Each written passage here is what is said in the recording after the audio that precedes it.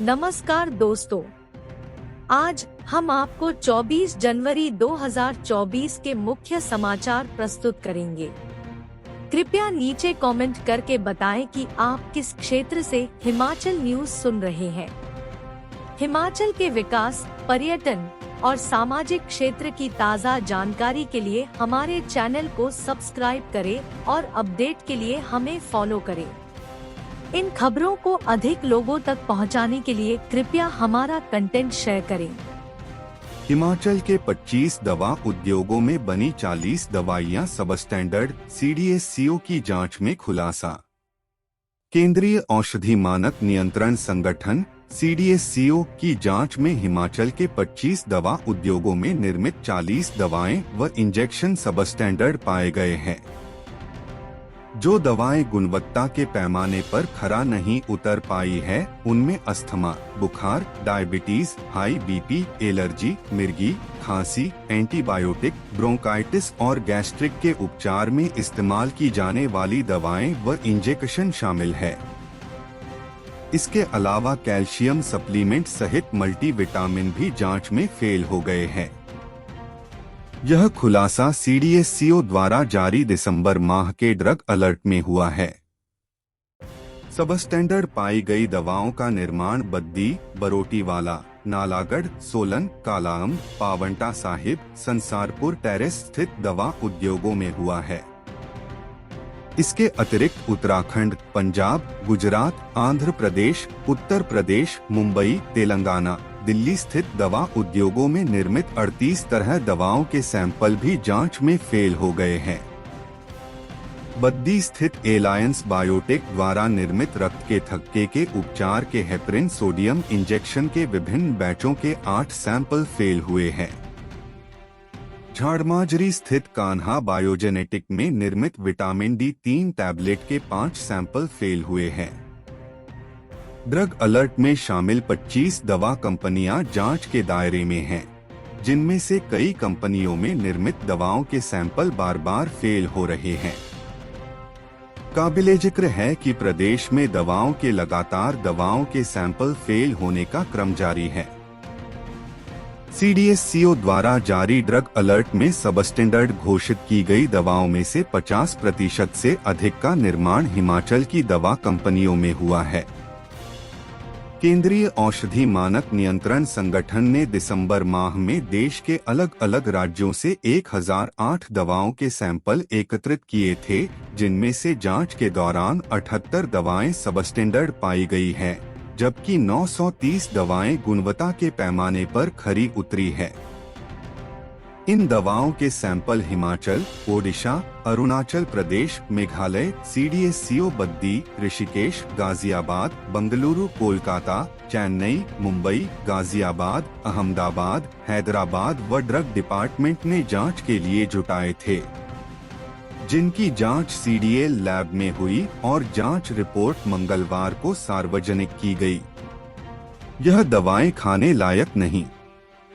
दिसंबर के drug alert में इस्तेमाल की जाने वाली दवाएं मोंटेलुकास्ट सोडियम और levocetirizine dihydrochloride tablet, telmisartan tablet, pregabalin tablet, cyproheptadine HCl और tricholine citrate syrup, sodium valproate tablet, ampicillin capsule, amoxicillin trihydrate capsule, ascorbic acid plus zinc capsule, trypsin, bromelain और rutoside trihydrate tablet, ambroxol, hydrochloride, terbutaline sulphate, guaifenesin और menthol syrup शामिल है।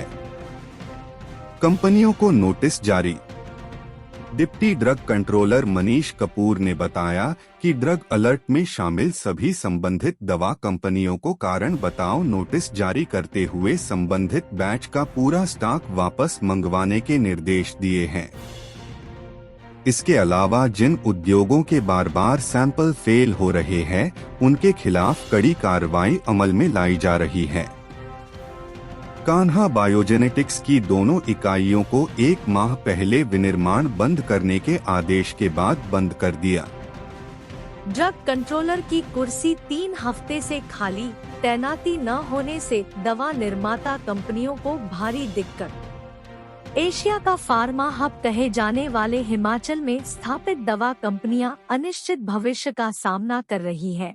दरअसल राज्य दवा प्राधिकरण में बीते 3 सप्ताह से रिक्त चल रहे राज्य दवा नियंत्रक के पद पर प्रदेश सरकार किसी भी अधिकारी की तैनाती नहीं कर पाई है।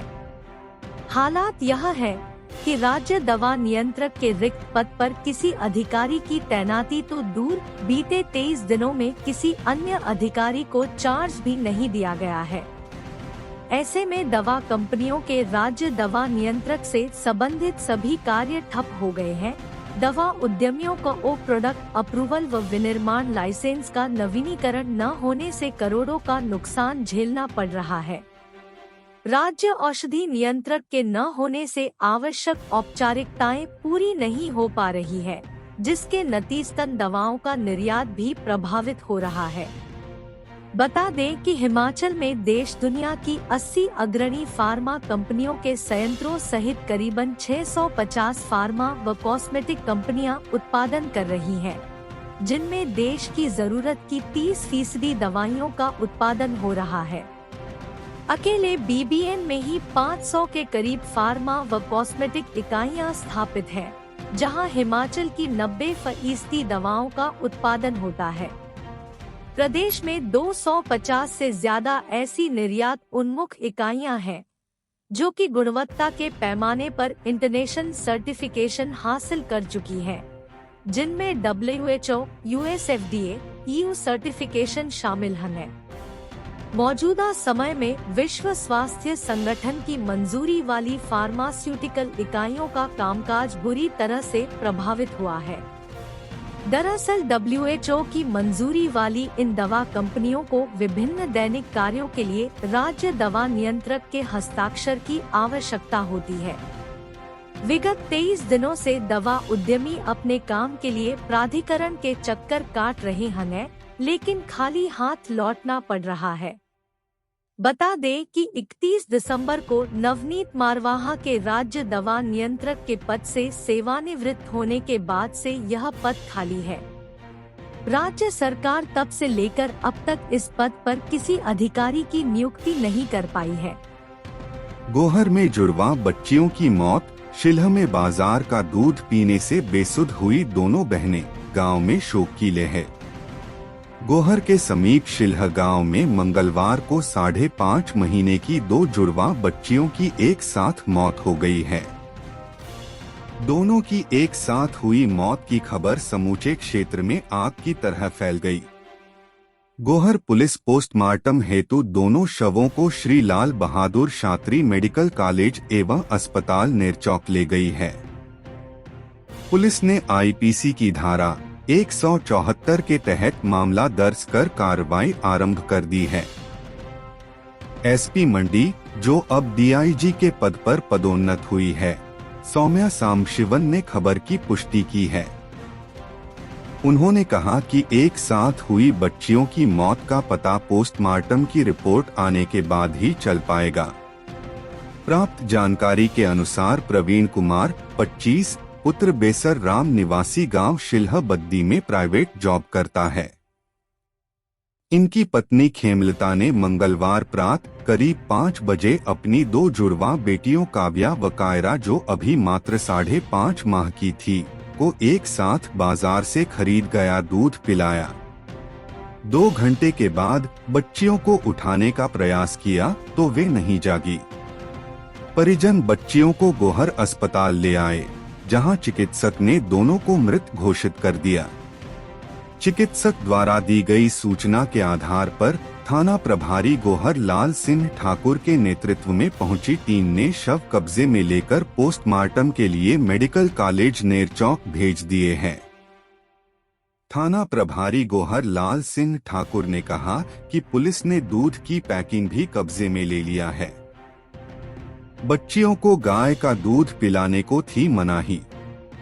बताया जा रहा है कि चिकित्सकों ने खेमलता में दूध न बन पाने के चलते उन्हें गाय के दूध के बजाय बाजार से अच्छी किस्म का दूध पिलाने का परामर्श दिया था। परिजनों ने उसी ही आधार पर दोनों जुड़वा बच्चियों को बाजार से लेकर दूध पिलाना शुरू किया था। अब पुलिस ने बाजार से खरीदे गए उस दूध में लगी सारी सामग्री को कब्जे में ले ली है। पीडब्ल्यूडी को इतने में मिलेगी 32 लाख की जेसीबी, कंपनी को 31 मशीनों का सप्लाई टेंडर, 7 करोड़ का फायदा। पीडब्ल्यूडी को जेसीबी खरीद में भारी मुनाफा हुआ है। विभाग अब राज्य सरकार के तय बजट में 31 और मशीनें खरीद पाएगा। विभाग को जेसीबी खरीद में करीब 7 करोड़ 38 लाख का फायदा पहुंचा है।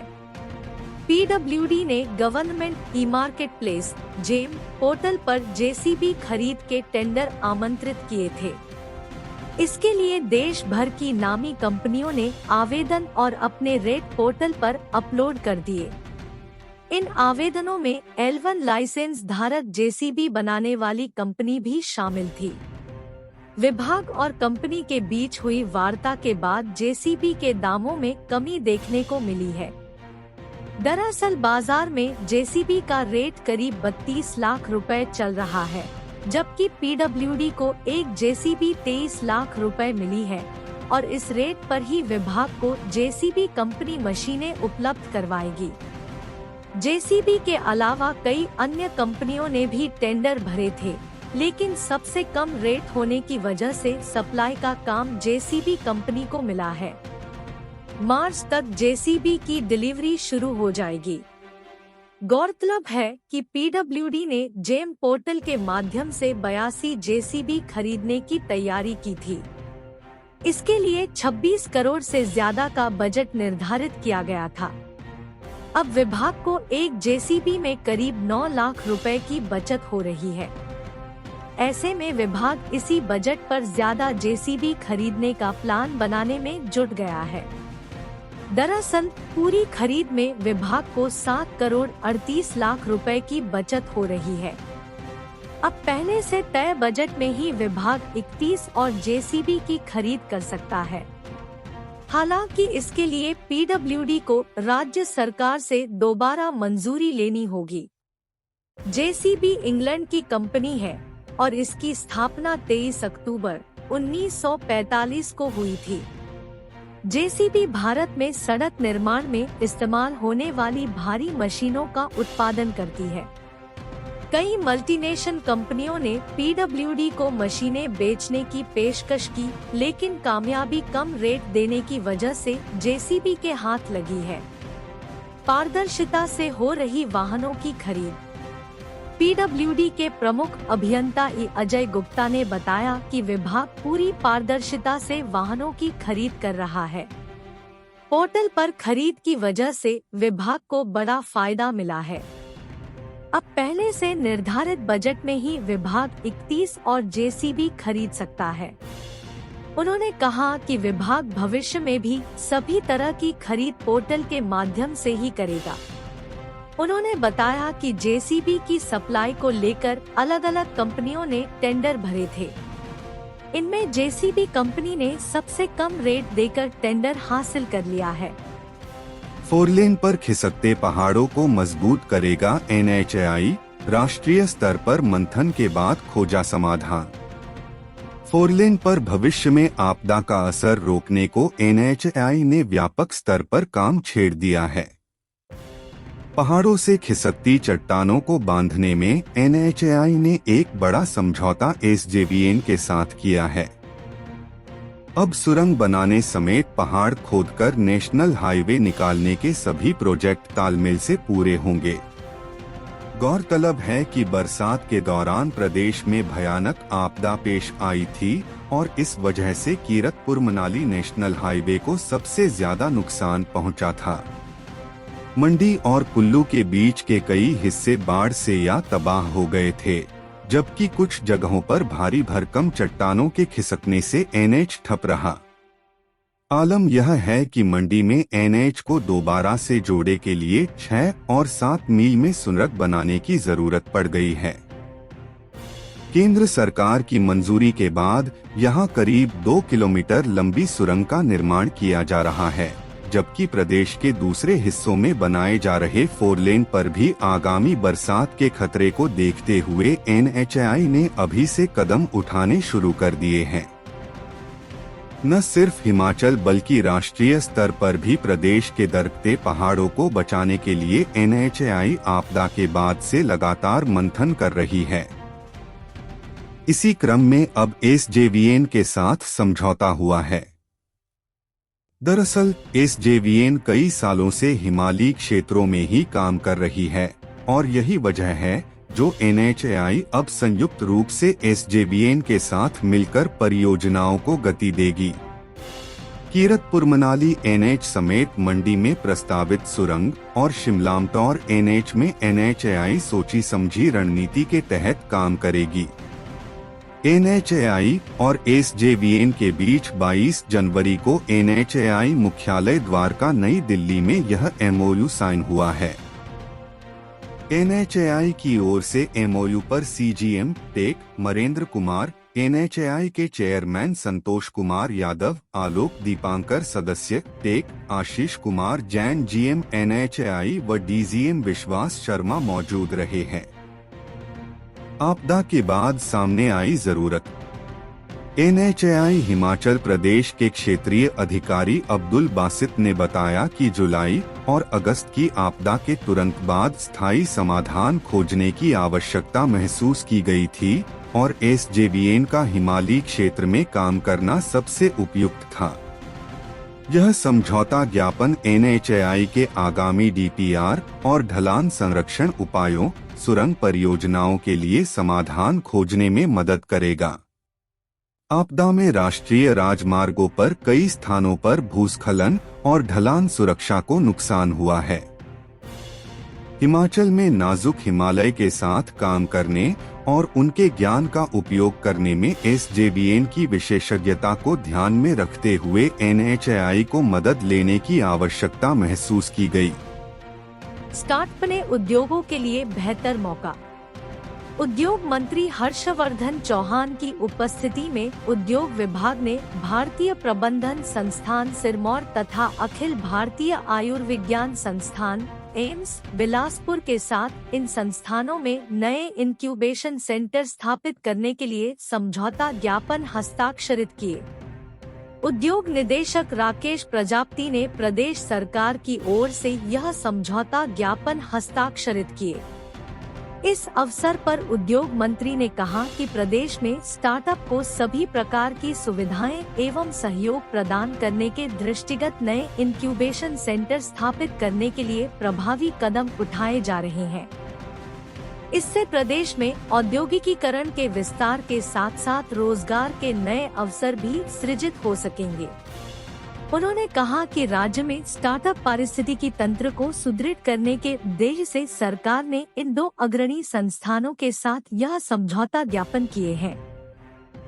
इनके साथ ही अब प्रदेश में इंक्यूबेशन केंद्रों की संख्या बढ़कर 14 हो गई है। उन्होंने कहा कि भारतीय प्रबंधन संस्थान सिरमौर नए स्टार्ट.अप को रणनीति बनाने, नेटवर्किंग और बाजार तक पहुंच से संबंधित समझ विकसित करने के साथ ही अन्य उपयुक्त सहयोग प्रदान करेगा। एम्स स्वास्थ्य देखभाल क्षेत्र में स्टार्टअप को सहायता देगा। तनाव भगाने के गुर सीख रहे जायका के अधिकारी। जायका के अधिकारी इन दिनों तनाव भगाने के गुर सीख रहे हैं।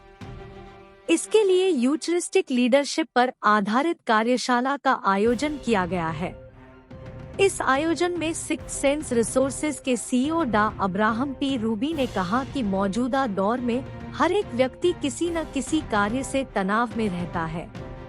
तनाव प्रबंधन से इस स्थिति से बाहर निकला जा सकता है। उन्होंने कहा कि कर्मचारियों और अधिकारियों को तनाव प्रबंधन पर जोर देने की जरूरत है और इसके लिए भविष्य में शिविर आयोजित किए जाने चाहिए। वे जायका वानिकी परियोजना के अधिकारियों और कर्मचारियों को तनाव से दूर रखने के लिए आयोजित कार्यशाला को संबोधित कर रहे थे।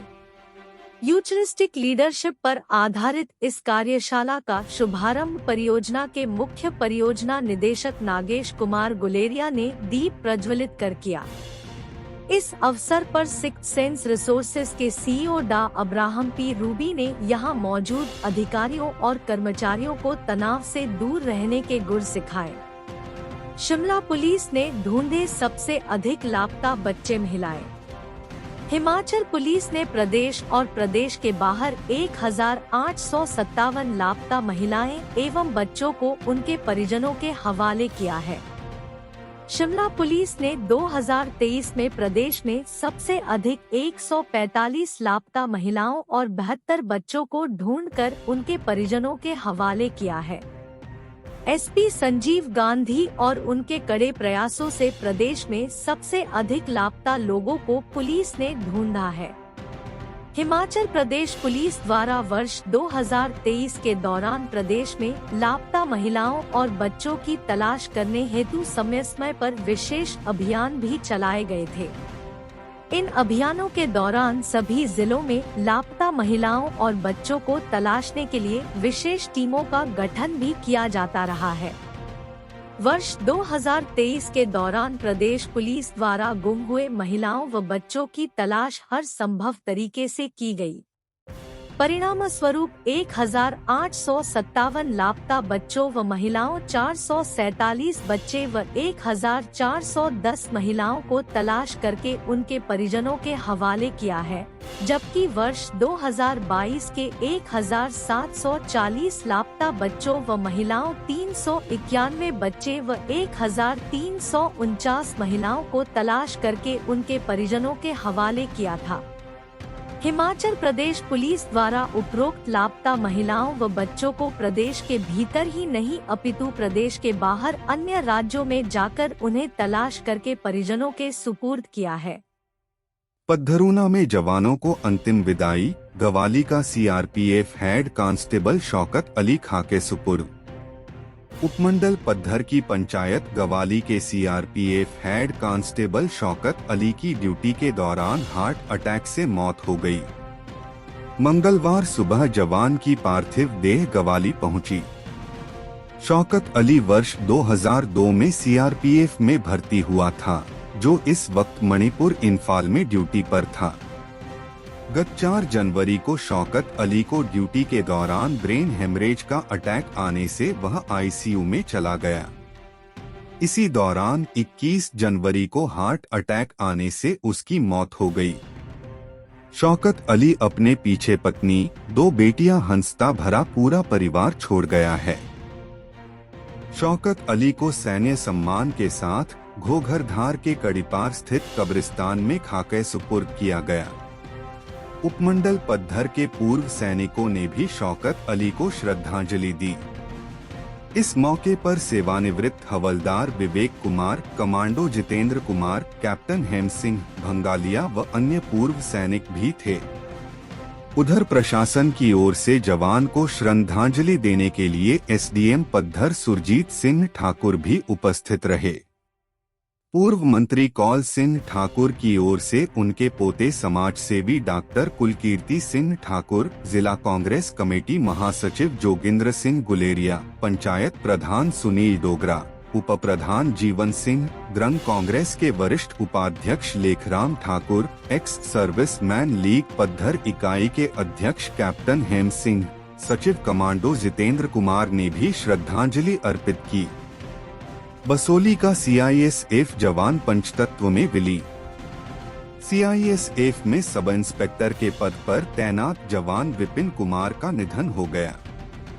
उनके पैतृक गांव बसोली में उनका राजकीय सम्मान के साथ अंतिम संस्कार किया गया। बेटे पुलकित कालिया ने पिता की चिता को मुखाग्नि दी। सीआईएसएफ से deputy commandant Sandeep Kumar, assistant commandant Surjeet Singh, inspector Manohar Lal व 25 जवानों की टुकड़ी पवन कुमार की पार्थिव देह को लेकर उनके गांव पहुंची, जहां पूरे राजकीय सम्मान के साथ उन्हें अंतिम विदाई दी गई। राजीव बिंदल बोले, 25 जनवरी के दिन प्रदेश के युवाओं को संबोधित करेंगे प्रधानमंत्री मोदी। हिमाचल प्रदेश भारतीय जनता पार्टी के अध्यक्ष डॉ. राजीव बिंदल ने मंगलवार को बताया कि संविधान दिवस यानी 25 जनवरी को प्रधानमंत्री नरेंद्र मोदी प्रदेश के युवाओं को संबोधित करेंगे।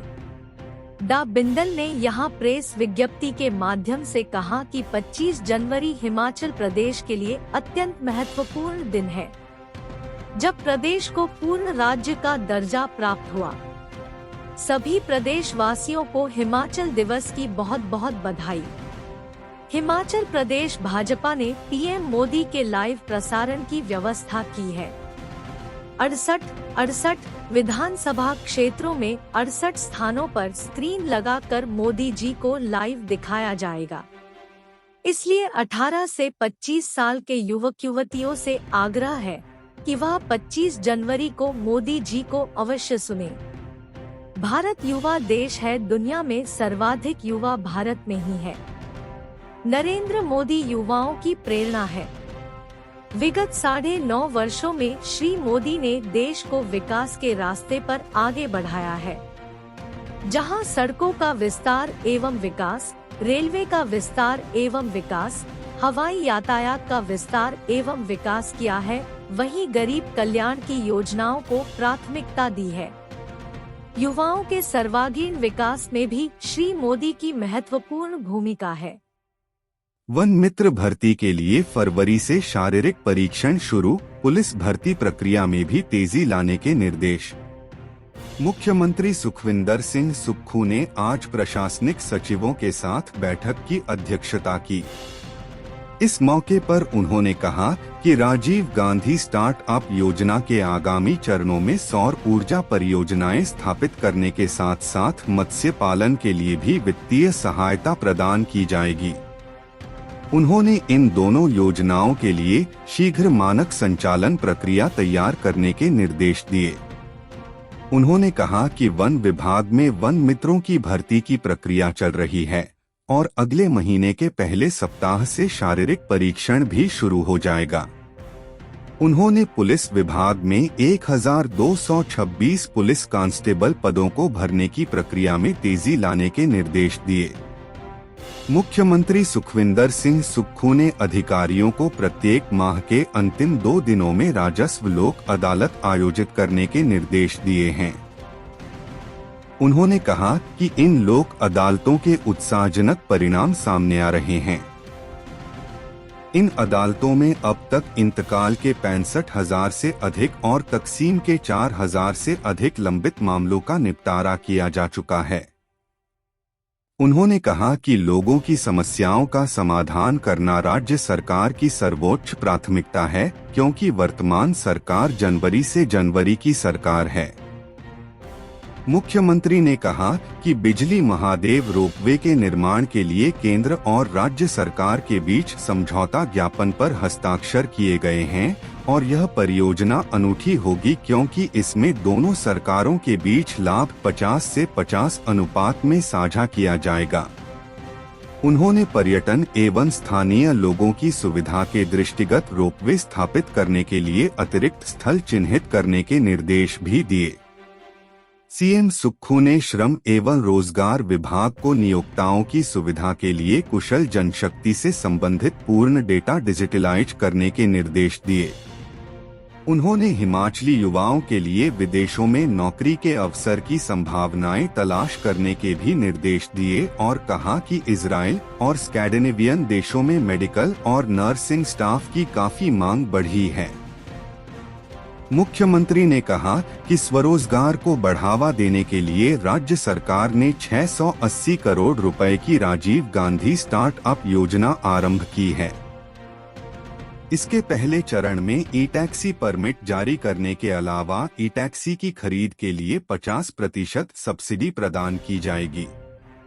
उन्होंने कहा कि इस महत्वाकांक्षी योजना में अब तक 1221 आवेदकों ने रुचि दिखाई है। उन्होंने कहा कि राज्य सरकार ने ग्रीन मोबिलिटी को बढ़ावा देने के लिए सरकारी विभागों में डीजल और पेट्रोल वाहनों की खरीद पर प्रतिबंध लगाया है। राज्य में ई वाहनों के सुचारू संचालन के लिए आवश्यक चार्जिंग अधोसंरचना तैयार की जा रही है।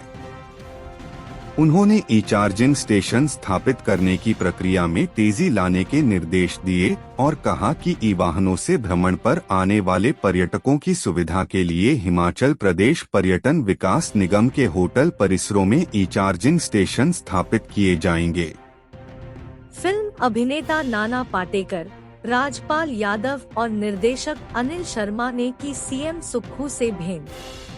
मुख्यमंत्री सुखविंदर सिंह सुक्खू से सोमवार सायं ओक ओवर में सुप्रसिद्ध अभिनेता नाना पाटेकर और राजपाल यादव, निर्माता अनिल शर्मा तथा जर्नी फिल्म के अन्य यूनिट सदस्यों ने शिष्टाचार भेंट की। मुख्यमंत्री ने कहा कि प्रदेश सरकार हिमाचल में फिल्म निर्माण को प्रोत्साहन प्रदान कर रही है। हिमाचल अपनी समृद्ध संस्कृति, इतिहास और नयनाभिराम स्थलों के लिए विख्यात है। फिल्म निर्माण की दृष्टि से हिमाचल को पसंदीदा गंतव्य के रूप में विकसित करने के लिए सरकार ने एक व्यापक फिल्म नीति तैयार की है। इसके तहत सूचना एवं जनसंपर्क विभाग में एक फिल्म सुविधा केंद्र स्थापित किया जाएगा जो एकल खिड़की के रूप में कार्य करेगा और इसके माध्यम से 3 कार्य दिवस के भीतर ऑनलाइन प्रक्रिया से सभी स्वीकृतियां व फिल्म निर्माण संबंधी अनुमतियां सुनिश्चित की जाएंगी। सीएम सुक्खू ने कहा कि राज्य सरकार फिल्म निर्माताओं को बेहतर सुविधाएं प्रदान करने के साथ साथ बेहतरीन व अधिक विकसित शूटिंग स्थल उपलब्ध करवाएगी। राज्य सरकार फिल्म इकाइयों को प्रदेश में फिल्मों की आउटडोर शूटिंग के लिए विभिन्न भागों में स्थित हवाई पट्टियों और हेलीपैड का उपयोग प्रदान करने की अनुमति भी देगी। मुख्यमंत्री ने कहा कि राज्य में कम से कम 50% तक फिल्माई गई उत्कृष्ट फिल्मों के लिए सरकार वार्षिक फिल्म पुरस्कार स्थापित करने पर भी विचार कर रही है। राज्य सरकार फिल्म महोत्सवों, पुरस्कारों और अन्य गतिविधियों के आयोजन के लिए एक फिल्म विकास निधि भी गठित करेगी। सुंदरनगर में भीषण अग्निकांड, 17 कमरों का मकान राख, घर में रहते थे 2 परिवारों के 9 लोग। सुंदरनगर के पुलिस थाना कॉलोनी के अधीन पुलिस चौकी नेहरी के नेहरा में भीषण अग्निकांड हुआ है और 17 कमरों का मकान राख के ढेर में बदल गया है। अग्निकांड में लगभग 65 लाख का नुकसान हुआ है। जानकारी के अनुसार सोमवार देर रात एकाएक आग लगने से भाग सिंह पुत्र तवरू राम का 3 मंजिला स्लेटपोश मकान जिसमें करीब 17 कमरे थे, राख हो गए। आगजनी में करीब 65 लाख का नुकसान हुआ। 3 मंजिला मकान में 2 परिवारों के 9 लोग रहते थे। मौके पर राजस्व अधिकारियों ने मौका कर राहत राशि दे दी है और नुकसान का आकलन किया जा रहा है। 4 लाख लोगों की नाराजगी क्यों मोल लेना चाहती है सरकार? गद्दी समुदाय ने धर्मशाला में क्यों चिल्लाया? हिमालयन गद्दी यूनियन हिमाचल प्रदेश ने अपनी लंबित मांग गद्दी समुदाय के साथ गद्दी शब्द जोड़े को जोर शोर से उठाई है। प्रदेशाध्यक्ष मोहिंद्र सिंह ने कहा कि गद्दी शब्द को समुदाय की 6 वंचित उपजातियों के साथ जोड़े की लगातार सरकार से मांग उठा रहे हैं, लेकिन अब तक इस मुद्दे का हल नहीं हो पाया है। अध्यक्ष ने कहा कि अब हिमालयन गद्दी यूनियन अब अपनी मांग को उठाने के साथ साथ सामाजिक कार्यों, आपदा में मदद सहित संस्कृति व राज्य को आगे बढ़ाने में मदद कर रही है, जिसमें कोविड-19 आपदा सहित अन्य मामलों में लगातार लाखों रुपए की आर्थिक मदद व सभी प्रकार से स्वयंसेवी के रूप में भी मदद प्रदान कर रही है। बावजूद इसके सरकार की ओर से आखिर क्यों बार बार अनदेखी की जा रही है? मोहिंद्र सिंह ने कहा, प्रदेश में कुछ अधिकारी लगातार गद्दी समुदाय में होते हुए गद्दी शब्द को हटाने की त्रुटि को दुरुस्त करने की जहमत नहीं उठा रहे हैं। उन्होंने कहा कि समुदाय में 70% आबादी होने के बावजूद धोखे में रखा जा रहा है। अध्यक्ष ने कहा कि ट्राइबल को लेकर हमारी मांग नहीं है, मात्र अब मान सम्मान के लिए ही गद्दी शब्द की जरूरत है। उन्होंने सरकार को चेताते हुए कहा कि लोस चुनावों को लेकर भी अब वोट के लिए प्रयोग किया जा रहा है। सरकार के निर्देशों के तहत 6 बार गद्दी होने को लेकर रिपोर्ट सरकार को भेजी जा चुकी है, जिसमें कांगड़ा चंबा में रहने वाली उपजातियों जिसमें मुख्य रूप से 6 जातियां सिप्पी, हाली, धोगरी, वाड़ी, लोहार व रिहाड़े शामिल हैं, जिसमें कुछ फीसदी लोगों को शामिल किया गया है, जबकि कुछ एक वंचित लोगों को शामिल किया जाना है। जिलाधीशों की रिपोर्ट के तहत हर बार रिपोर्ट में उपजातियों को गद्दी पाया गया है। सरकार से गद्दी शब्द जोड़े की सिफारिश की है। इतना ही नहीं, सचिवालय के सचिव स्तर के अधिकारी की ओर से भी जांच की गई है, लेकिन सही रिपोर्ट को सामने नहीं रखा जा रहा है। प्रदेशाध्यक्ष मोहिंद्र सिंह ने कहा कि 5-5 बार जांच पड़ताल की जा चुकी है। बावजूद इसके अब 4 लाख से अधिक लोगों को नाराज किए जाने का खामियाजा सरकार को भुगतान करना पड़ेगा। इस विषय को लेकर प्रदेश सरकार व मुख्यमंत्री सुखविंदर सिंह सुक्खू से भी मांग उठाई गई है, लेकिन अब तक कोई उचित कदम नहीं उठाया गया है। उन्होंने कहा कि अगर जल्द ही इस विषय पर उचित कदम न उठाने पर अब बड़ा जन आंदोलन करने के लिए मजबूर पड़ेगा। आधी रात को उठी लपटों ने राख के ढेर में बदल दिया मकान, कंपकंपाती ठंड में बेघर हुआ परिवार। पुलिस थाना शिलाई के अधीन ग्राम पंचायत पनोक के सिधोटी में एक व्यक्ति का मकान जलकर पूरी तरह से राख हो गया है। जानकारी के अनुसार रमेश चंद सपुत्र नैना सिंह के मकान में रात करीब 1 बजे शॉर्ट सर्किट से आग लग गई, जिसके चलते मकान आग की भेंट चढ़ गया व साथ में बस्ती राम सपुत्र धनगू राम का मकान भी आग की लपेटे में आ गया। आग लगने से मकान में रखी रोजमर्रा की सारी सामग्री जल गई है। ग्रामीणों की सहायता से जैसे तैसे आग पर काबू पाया गया।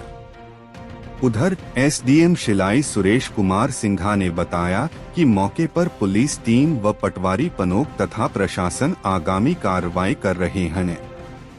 दोनों को फौरी राहत प्रदान कर दी गई है। रमेश कुमार को 8,000 व बस्ती राम को 4,000 रुपए की राहत दी गई है। हम अपने राज्य के विकास में योगदान देने में गर्व महसूस करते हैं और हमें उम्मीद है कि आने वाले दिनों में हमें और भी अच्छी खबरें मिलेंगी। इन खबरों को अधिक लोगों तक पहुंचाने के लिए कृपया हमारा कंटेंट साझा करें, हमारे चैनल को सब्सक्राइब करें और अपडेट के लिए हमें फॉलो करें। इसके अलावा बेझिझक अपने विचार कमेंट्स में साझा करें। आपका सहयोग हमें और भी बेहतर काम करने में मदद करेगा। धन्यवाद।